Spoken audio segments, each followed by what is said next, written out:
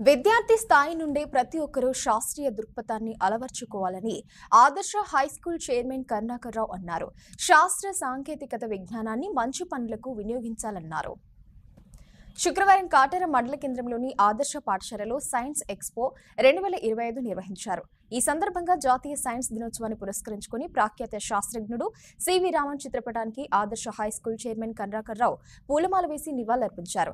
Science ఎక్స్పోలో విద్యార్థులు ప్రదర్శించిన నూతన ఆవిష్కరణలు, సైన్స్ ఎగ్జిబిట్లు, సాంస్కృతిక ప్రదర్శనలు పలువురిని ఆకట్టుకున్నాయి. అనంతరం విద్యార్థులు విజ్ఞానాన్ని పెంచుకో, భవిష్యత్తును తీర్చిదిద్దుకో, జాతీయ సైన్స్ దినోత్సవం వర్ధిల్లాలి వంటి నినాదాలతో కూడిన ఫ్లెకార్డులను ప్రదర్శించారు. ఈ కార్యక్రమంలో కరెస్పాండెంట్ జనగామ కార్తిక్రావు, ప్రిన్సిపల్ జనగామ కృషిత, ఉపాధ్యాయులు, విద్యార్థుల తల్లిదండ్రులు పాల్గొన్నారు.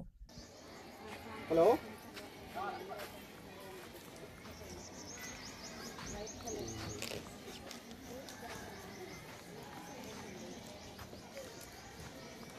ఇది కలిపి